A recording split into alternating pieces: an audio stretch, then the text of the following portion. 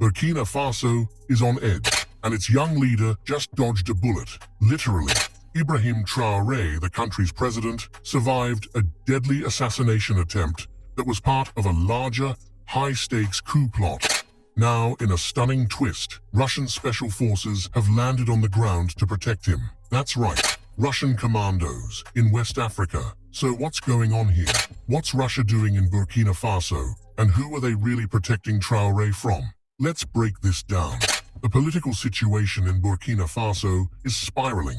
Ever since Traore took power in September 2022, it's been one crisis after another. Insurgents in the north, political rivals in the capital, and shadowy figures trying to pull strings from behind the scenes. All of it came to a head in April 2025, when a coordinated coup nearly brought down his government. The plot wasn't just a handful of rogue soldiers. It was a network of former and current military officers, some backed by insurgent groups operating across the Sahel.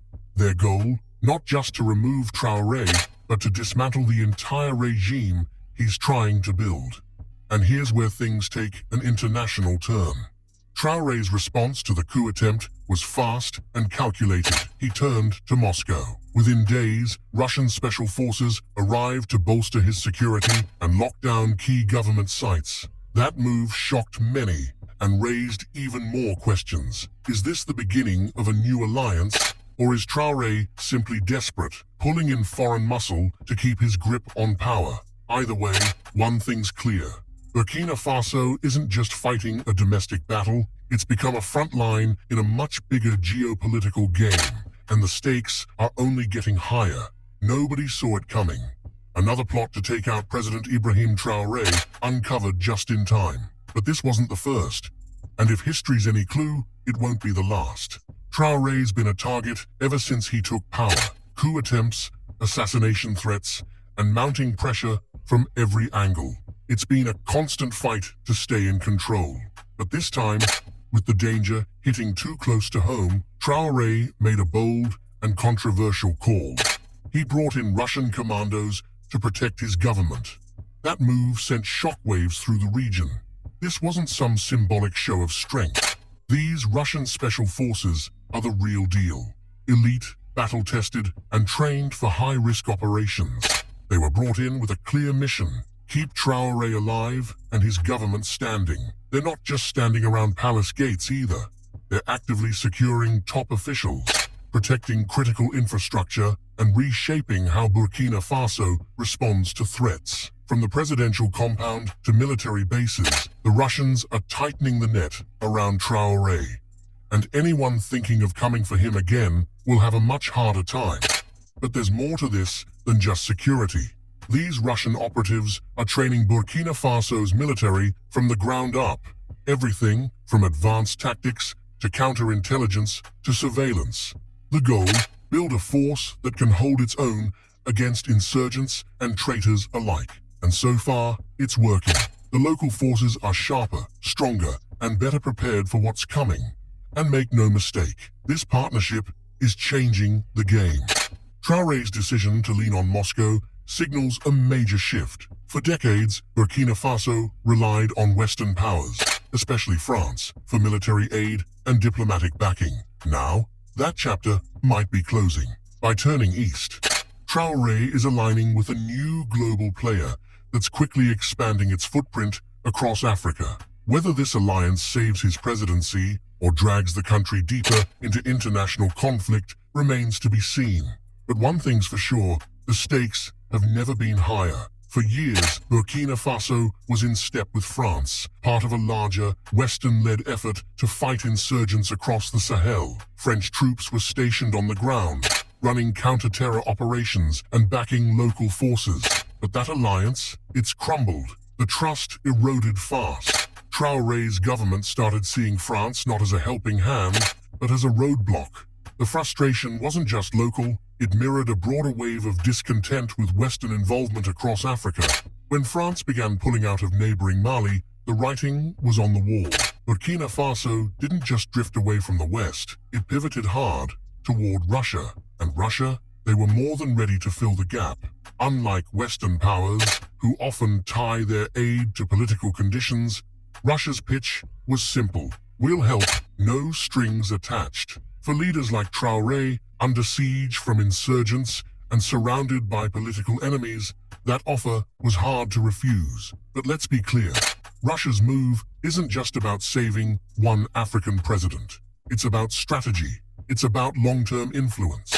The Sahel is a hot zone, both militarily and geopolitically, and by planting its flag in Burkina Faso, Russia is signaling loud and clear, we're here to stay. With French troops heading out and Western interests cooling, Moscow is stepping into the vacuum. Russian special forces, weapons, military trainers, they're showing up all across the continent. And Burkina Faso, sitting right in the middle of the Sahel, is now a central piece in Russia's Africa playbook. Traore's alliance with Russia is about survival, but it's also about sovereignty. He's betting that by teaming up with Moscow, his government can finally gain the upper hand against insurgents, stabilize the country, and break free from what many African leaders see as neo-colonial control from the West. Still, it's a risky gamble. Burkina Faso is far from stable.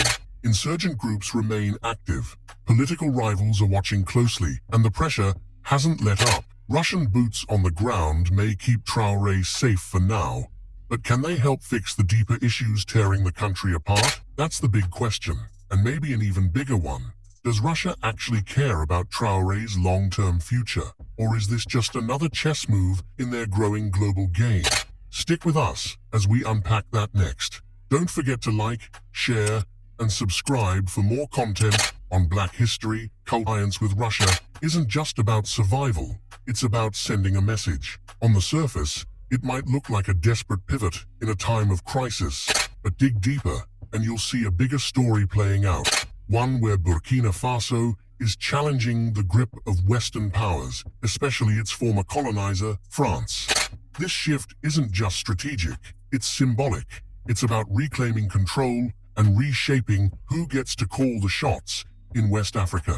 Let's break it down. Since Captain Ibrahim Traore took over in 2022, Burkina Faso has been rocked by turmoil, coups, assassination plots, insurgent violence.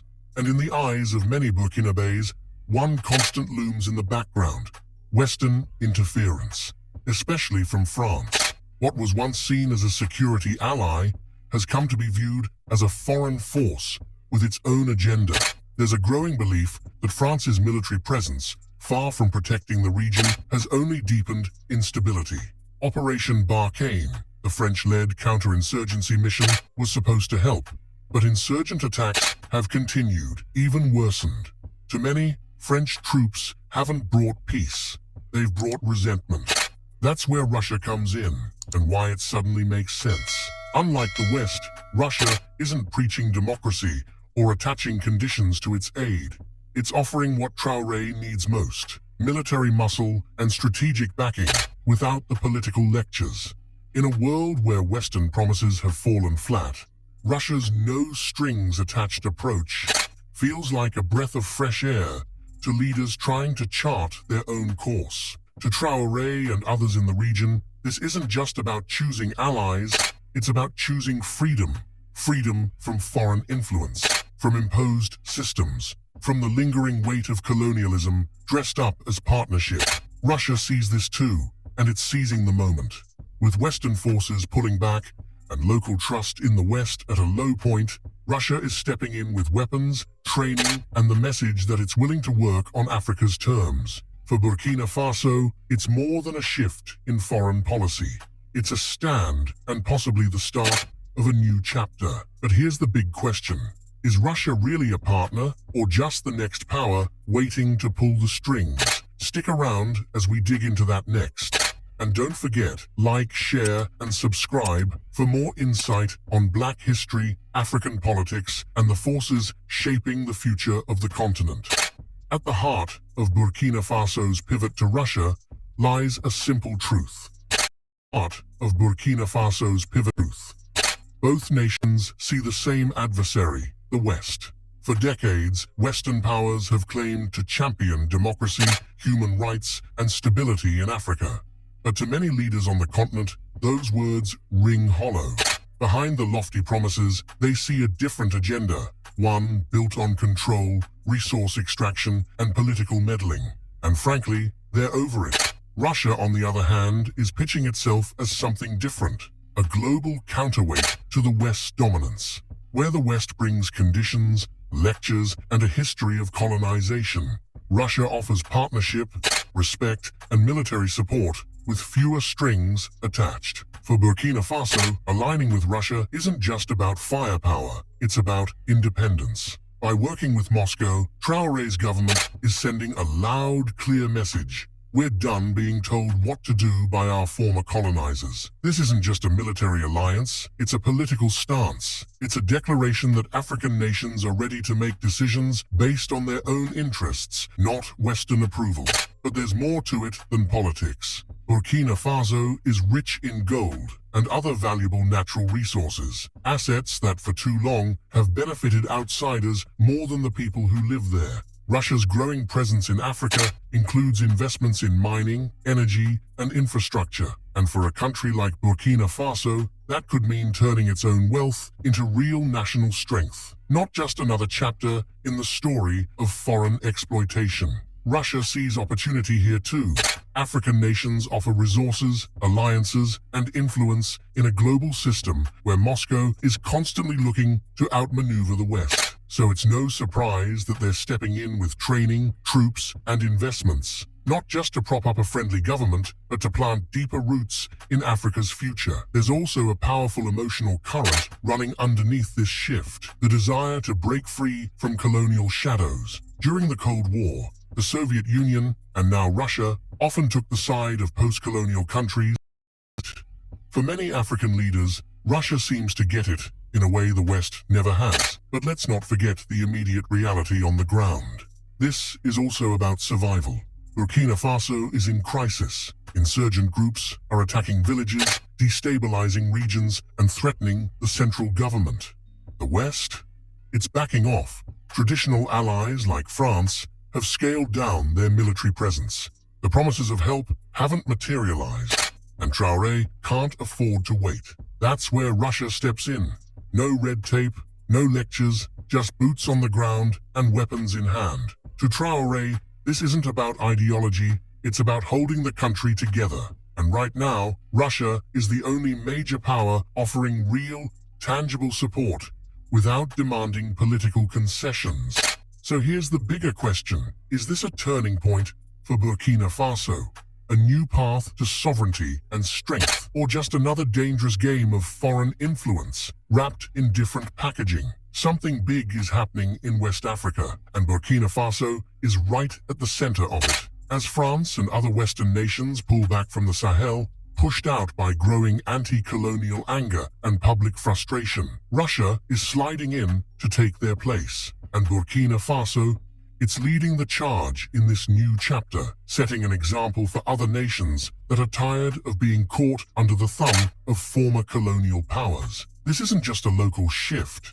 It could spark a regional domino effect. More African countries are now eyeing closer ties with Russia and even China as they look for allies who won't lecture them or try to control their political systems. The balance of power is slowly tilting.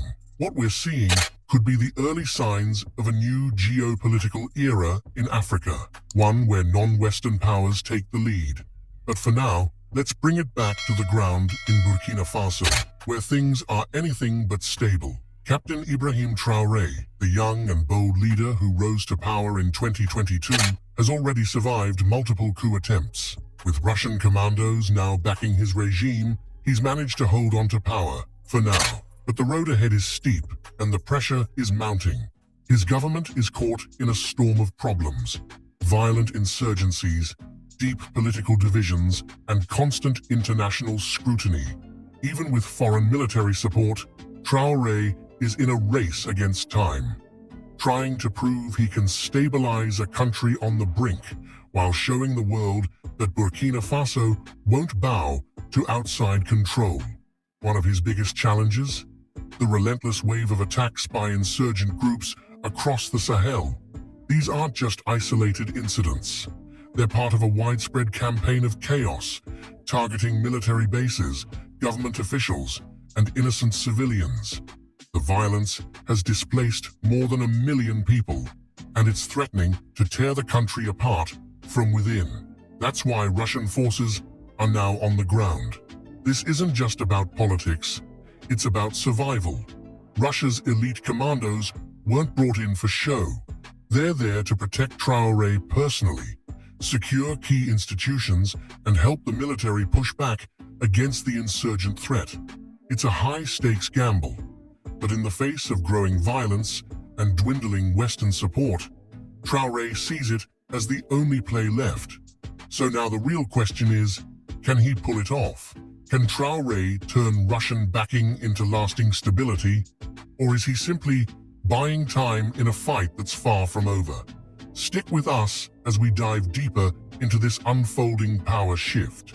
And don't forget, like, share, and subscribe for more stories that explore Black history, global politics, and the new forces shaping the future of Africa.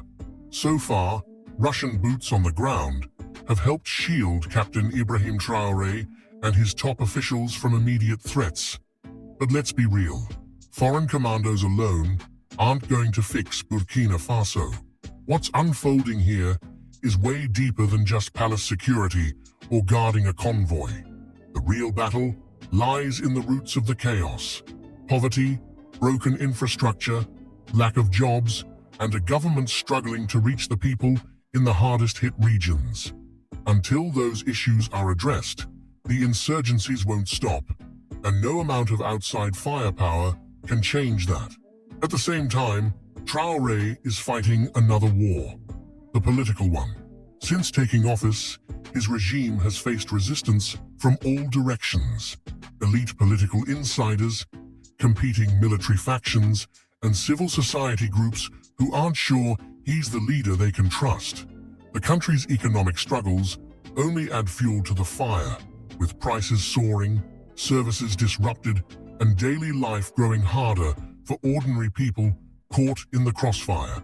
Yes, Traore has earned the loyalty of some, especially those tired of the West's broken promises and France's lingering influence, but gaining the trust of an entire nation, that's a whole different challenge. And don't forget the ghosts of Burkina Faso's past. This is a country where military coups aren't rare, they're practically expected. That legacy of instability still haunts Traore's government. Rivalries within the armed forces run deep, and loyalty to the president is far from guaranteed. The failed coup attempt wasn't a fluke, it was a warning sign that cracks remain in the foundation of Traore's leadership. Even with the support of elite guards and foreign advisors, keeping the military united and loyal is one of the toughest battles Traore faces. A divided army is a ticking time bomb. Then there's the economy, a slow-moving crisis with the power to unravel everything. While the country is rich in natural resources like gold, most citizens are feeling the pinch more than ever. Inflation, disrupted trade, and widespread insecurity have made life increasingly difficult. If the government can't stabilize the economy soon, public frustration could boil over, and all the foreign support in the world won't be able to stop it. So here's the big question. Can Traore do more than just survive? Can he actually lead his country through this storm? Or is he just postponing the inevitable? There's a lot more at stake than one man's presidency. What happens next could reshape the future of Burkina Faso, and possibly the entire Sahel region. Burkina Faso's economy is in a chokehold, and violence is tightening the grip. Years of unrest have derailed key industries like agriculture and mining, stalling growth and pushing everyday people further into hardship. One of the country's biggest assets, gold, could be a game changer. But right now, it's caught up in controversy. Accusations of corruption, shady deals, and mismanagement have turned what should be an economic lifeline into a political minefield. That gold isn't just valuable, it's also vulnerable, and Traore knows it. To pull the country forward, Traore's government needs to tap into those resources the right way, using them to fuel real, long-term development, instead of watching the profits disappear into the hands of foreign actors or a corrupt few. That's where Russia enters the picture. Russia's growing role in Burkina Faso could open doors, especially in mining and infrastructure. They've made it clear they're interested in African resources, and that interest could mean serious investment. But here's the catch. Traore has to walk a tightrope. How do you welcome Russian support without handing over the keys to your country's wealth? Burkina Faso has been down this road before. Foreign involvement in its natural riches has often led to exploitation rather than empowerment. Traore can't afford to let history repeat itself, not with so much on the line. And then there's the global spotlight.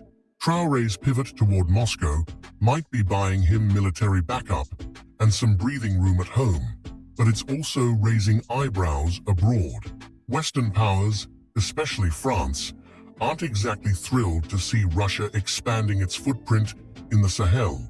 Critics are already warning that Burkina Faso is trading one form of foreign control for another. So while Traore tries to rebuild his nation and strengthen his grip on power, he's also stepping into a much bigger geopolitical chess match, one where every move will be watched closely. So now the question is, can Traore turn Burkina Faso's gold into a path to independence and prosperity?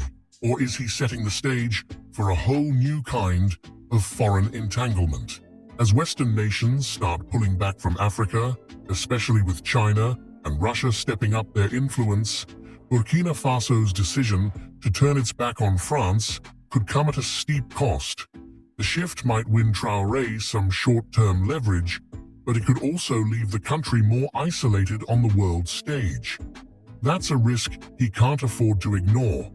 Not when Burkina Faso still needs global aid and development support just to keep its economy afloat. Now, Traore is walking a tightrope. He needs to strengthen his alliance with Russia without burning every bridge to the west. That's a delicate balancing act, especially as tensions rise and outside powers take sides. But despite the pressure building around him, this moment also brings opportunity. If Traore wants to turn things around, he'll need to dig deep and lead a serious transformation, one that speaks to the needs of everyday Burkinabés. That means investing in roads, schools, clean water, and most importantly, jobs.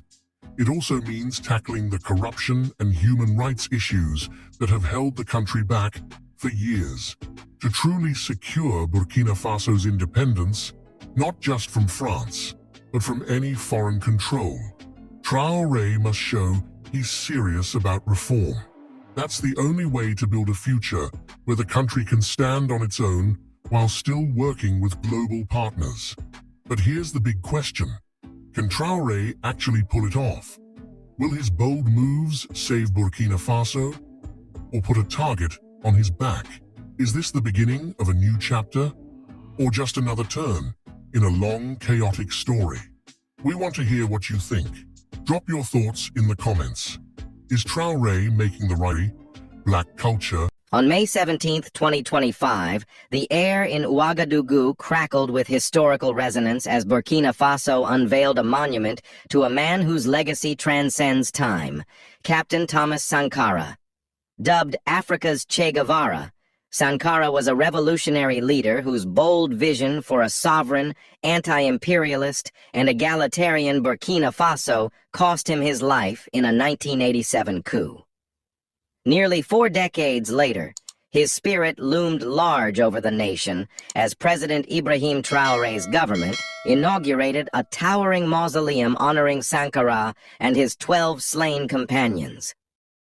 The ceremony, steeped in symbolism, was more than a tribute. It was a reclamation of history. Dignitaries, activists, and citizens gathered at the site where Sankara was assassinated, now transformed into the Thomas Sankara Memorial. Speakers echoed his famous words, "The dead are not dead." For Burkina Faso, this moment marked a defiant step toward healing the wounds of erasure, finally granting Sankara the dignified resting place he was denied for decades. Ladies and gentlemen, we just heard the 21 cannon shots, which followed the official inaugural address of His Excellency, the President of Faso, Head of State, delivered by His Excellency, the Prime Minister, Chief of Government. He declared that the enemies are crawling definitely to defeat, and he asked to all the audience to give a standing ovation to the National Forces of Defense. He stated on behalf of His Excellency, the President of Faso, Head of State, that this day of May the 17th, 2025, history reminds us all that 42 years ago, the same day, in 1983, imperialist and neocolonialist forces orchestrated the arrest of Comrade Captain Thomas Sankara, then Prime Minister. Shen, in these days that followed, young anti-imperialist fighters mobilized to say no to this criminal act. The seeds of the People's Democratic Revolution had thus been sown. 2 weeks later, Captain Thomas Sankara was released under popular pressure, and 3 months later, from this fertile soil nourished by the people's profound aspiration for freedom, the revolution germinated. This May the 17th, 2025 is therefore a symbol for the refusal of imperialist domination, neocolonialism, and their avatars, war and terrorism. It is also a symbol of our people's determination to face up to their destiny and build a free and sovereign nation. This ideal was carried forward by our predecessors under the PDR, the People's Democratic Revolution, led by the Comrade Captain Thomas Sankara. And today we carry this torch of anti-imperialism struggle with the Progressive People's Revolution. This May the 17th, we honor our duty to remember by inaugurating the mausoleum dedicated to the President, Noel Isidore Thomas Sankara, and his comrades in struggle who fell for the beloved homeland under the murderous bullets of imperialism, local henchmen, and arch-chair Negroes, who fell for the ideals of dignity, freedom, integrity, and sovereignty, fallen but forever alive in our hearts and minds. The choice of this date is no accident and recalls the commitment of peace fighters in Burkina Faso and around the world.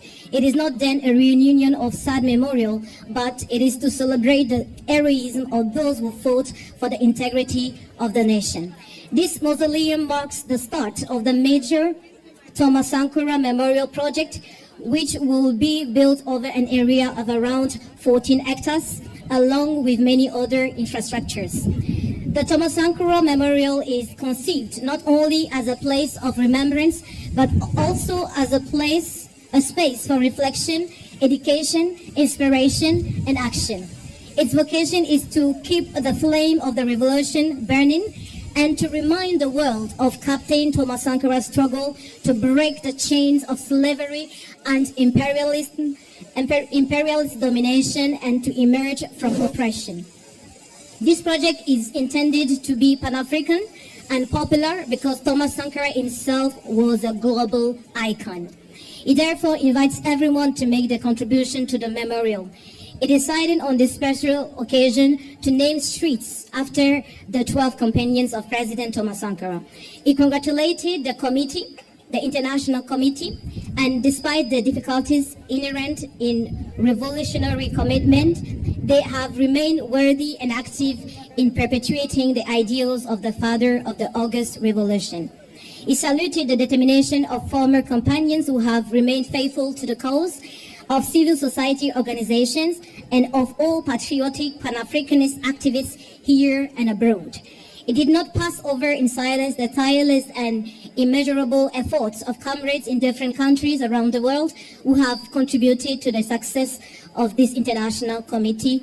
given to the Thomas Sankara Memorial. He saluted all the coordination of the Noel Isidore Thomas Sankara Memorial Infrastructure Construction Project, the architects, the engineers, workers, artists, volunteers, and builders of the collective memory who have contributed to making this mausoleum a place of recollection and inspiration for future generations. He thanked all the distinguished guests from all over Africa and the rest of the world. He mentioned that their presence is an act of solidarity and shared pride because Thomas Sankara belongs not only to Burkina Faso, but to the whole of Africa and to fighting for humanity. Starting a YouTube channel can be very challenging, especially if you don't want to show your face, don't know what.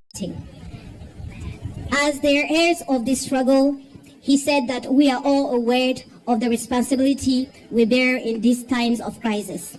He finished his speech by wishing a long life to a free and sovereign Burkina Faso, a long life to the People's Progressive Revolution. I thank you all once more for your kind attention. To understand Traore's fixation on Sankara, one must confront Burkina Faso's fractured identity.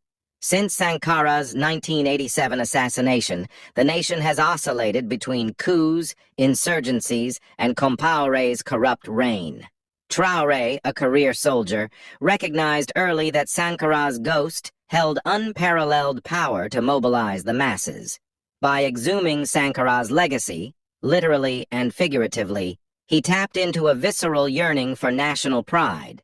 Traore's efforts went beyond bricks and mortar. He spearheaded the renaming of 12 streets in Ouagadougou to honor Sankara's slain comrades, a gesture that rewrote the city's colonial-era cartography. These men were not footnotes. They were the revolution's heartbeat, Traore asserted during the unveiling. The move was strategic. By elevating Sankara's collaborators, Traore positioned himself as a steward of collective struggle, not a lone strongman. Traore's Sankara revival also serves as a geopolitical shield. Expelling French troops in 2023 and pivoting toward Russia alienated Western allies, but invoking Sankara's anti-imperialist rhetoric lent Traore ideological cover. At the memorial's inauguration, delegations from Senegal, Mali, and Chad, nations similarly distancing from Western influence, stood in solidarity. Sankara's fight is Africa's fight, declared Senegal's Prime Minister Ousmane Sonko, underscoring Traore's success in regional alliance building. Even the mausoleum's design reflects Traore's defiance. Francis Carré's use of locally sourced laterite stone and solar-responsive architecture mirrors Sankara's ethos of sustainability and self-sufficiency. This building is a manifesto, Carré noted, crediting Traore's government for greenlighting his radical vision. Traore's detractors argue that glorifying Sankara distracts from his own democratic deficits. Yet his administration has quietly adopted Sankara-esque policies, slashing presidential salaries, launching youth vocational programs, and prioritizing public health in conflict zones. Traore is no Sankara, but he's the first leader in decades who dares to try, admitted activist Aïcha Diallo, a former Sankara aide. Ibrahim Traore's greatest achievement may be this. He has forced Burkina Faso and the world to reckon with Sankara anew. The mausoleum is more than a tomb. It is a classroom, a protest site, and a mirror reflecting the nation's unmet promises. Yet Traore knows stones alone cannot quell jihadist violence or poverty. His true test lies in channeling Sankara's spirit into systemic change. Land reform, anti-corruption crackdowns, and equitable resource distribution. For now, the memorial stands as a testament to Traore's political acumen. A leader who understands that in a fractured nation, the past is the most potent weapon to shape the future. As the sun set on the memorial's inauguration, Traore lingered at Sankara's grave, a solitary figure in the shadow of history. The message was unmistakable. This is not the end of Sankara's revolution, but its rekindling. Vive Traore's resolve. Vive Sankara's undying flame. We can tell them they can no longer go to Burkina, they can no longer go to Côte d'Ivoire, they can no longer go to Ghana. It becomes a bit more complicated for those who do their business there. I want you all to type in the comment section, congratulations, Wadamaya, for becoming an AES citizen. This organization, which was supposed to create mutual aid and solidarity, we have never received any help from this organization. No soldiers, no logistics, no compassion. You might want to leave. And people are saying, isn't this a reaction to the fact that they don't accept that you allowed coup d'etat, that you are leaving and saying to yourself, well, since they don't accept it, we're leaving. Coup d'etat are not done because we want them. It's this way of seeing things that needs to change. You agree with me that having these states in crisis to carry out a coup d'etat and take responsibility is very burdensome. But if we do it, it's because we have a desire to lead our people towards a certain sovereignty, because we know the origin of this crisis. And I think we should be supported. This man!